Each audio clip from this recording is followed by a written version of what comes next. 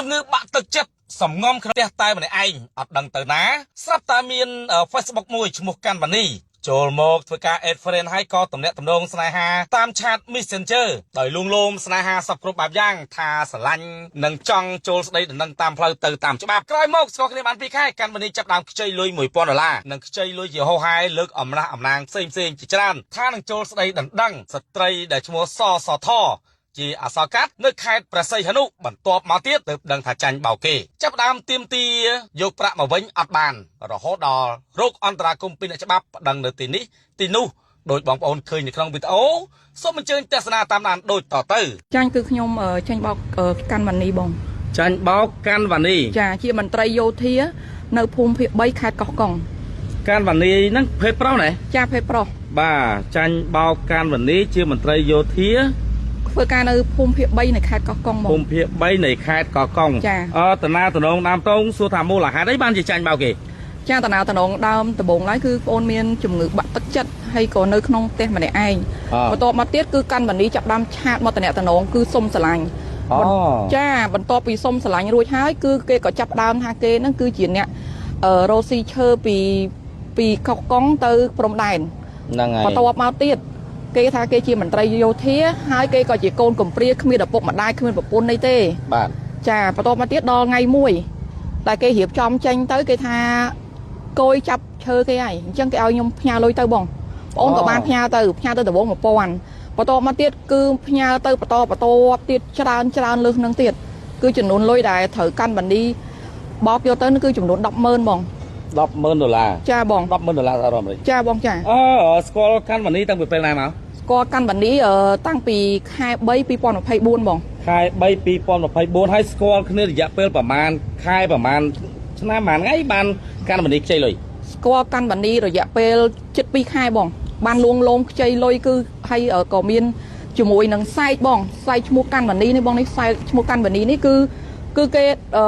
លុយឈើគេនេះគឺចំនួន182,000បងលុយឈើអញ្ចឹងមានន័យថាស្គាល់កាន់វ៉ានីរយៈពេល2ខែស្រាប់តែកម្មនីគាត់ចាប់ដើមខ្ចីលុយចាខ្ចីលុយគេមានអំណះថា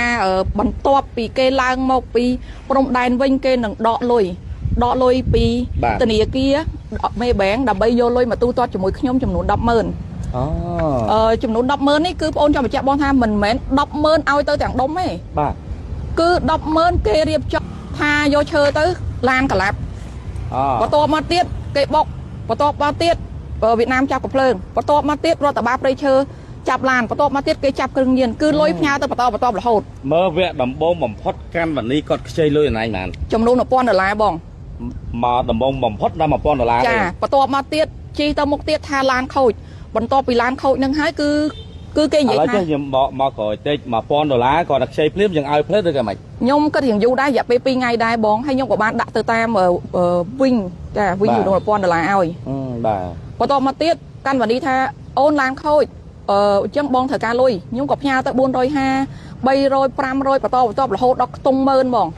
នៅអញ្ចឹងបកមកវិញនៅពេលនោះណៃមានវិបត្តិផ្លូវចិត្តចាបងចាហើយតពេលស្រាប់តែពងមានបាត់ផ្លូវចិត្តស្រាប់តែកាន់វ៉ានីហ្នឹងគាត់តាក់ទងតាមណាតាមអីគេតាមប្រព័ន្ធឆាតបង Facebook ឆាត Facebook ឆាតហ៎ចាបងចាគេមកលួងលោមថាម៉េចខ្លះលួងលោមថាបងស្រឡាញ់អូនបន្ទាប់ពីចប់ការងារបងនឹងទៅដណ្ដឹងហើយការមួយអូនយកអូនមករស់នៅជាមួយបងអូចាដោយសារការលួងលោមហើយខ្ញុំកំពុងតែបាក់ទឹកចិត្តខ្ញុំពិតជាអត់ដឹងថាមានមនុស្សខូចហើយមកធ្វើបាបខ្ញុំអញ្ចឹងឯងបងអញ្ចឹងមនុស្សកំពុងតែបាក់ទឹកចិត្តពិបាកចិត្តខ្ញុំក៏ព្រមស្ដាប់តាមគេគិតថាគេគឺជាមនុស្សល្អពិតបងចាចឹងក្នុងរយៈពេលគាត់រាប់អានគ្នាបាន2ខែកាន់វ៉ានីចាប់ដើមខ្ចីលុយដំបូងបំផុតគឺ$1000ចាហើយយើងក៏ឲ្យខ្ចីដល់រយៈពេល2ថ្ងៃគិតចាណា2ថ្ងៃចាបាទហើយមូលហេតុអីបានជាស្គាល់គ្នាតែមក2ខែសោះយើងហ៊ានឲ្យកាន់វ៉ានីមកខ្ចីលុយមនុស្សដែលរាប់អានគ្នាតាម Facebook មិនហើយធ្លាប់ជួបគ្នាអត់និយាយការពិតទៅក៏ដែរជួបប៉ុន្តែមនុស្សនេះគឺគេយកចិត្តទុកដាក់ជាមួយយើងបែបតែគេស្រឡាញ់យើងពិតមនុស្សចេតនាពិតបងគឺចេតនាស្នេហាបងនិយាយទៅគឺស្នេហាបងអូនអត់មានលាក់លួងថាលាក់និយាយខុសពីការពិតទេពីព្រោះថាគេថាគឺគេស្នេហាគេស្រឡាញ់បងលក់ឈើចាប់បងមកតដឹងអូនបងការមួយអូនបងយកអូនទៅនៅជាមួយផ្ទះបងហ្នឹងហើយគឺជាការអាងបន្ទាប់មកទៀតគឺគេបង្ហាញពីអត្តសញ្ញាណការងារនិងទីតាំងគេថាបើបងបោកលុយអូនប៉ុណ្ណឹងអូនអាចមករកបងនៅខេត្តកោះកុងឬក៏ដាក់ពាក្យប្តឹងបងបានគេបង្ហាញអីខ្លះទៅយើងទុកចិត្តដល់ថាហ្នឹងលើកទី1ដែលគេបង្ហាញនោះគឺសាយបងសាយ ធនាគារមេបែងគឺចំនួន Maybank ចា អូដាក់ឈ្មោះកាន់បាននេះណា ចាកាន់បាននេះគឺចំនួន182000 $18,200 ចាគឺលុយដែលខ្ញុំឲ្យខ្ចីដំបូងហ្នឹងគឺចំនួនតិចតិចទេបងចំនួន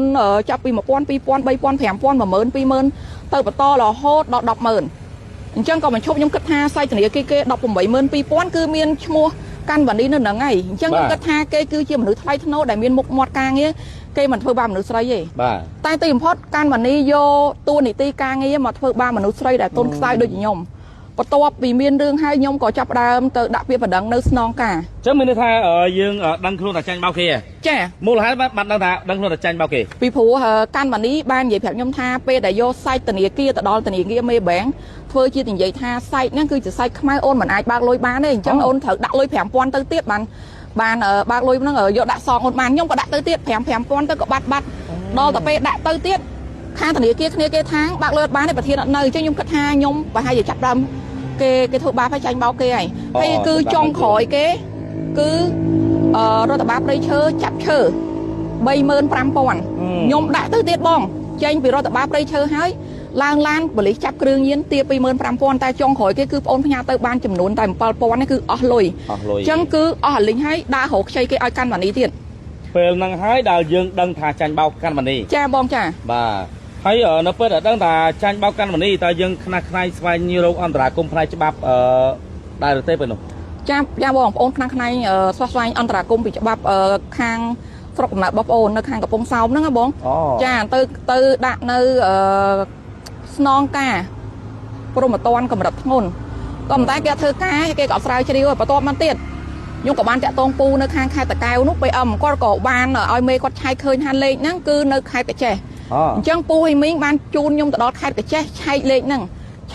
ពិតជាលេខហ្នឹងនៅកាចេះមែនលេខដែលខ្ញុំផ្ញើឲ្យវេលុយឲ្យគេហ្នឹងប៉ុន្តែ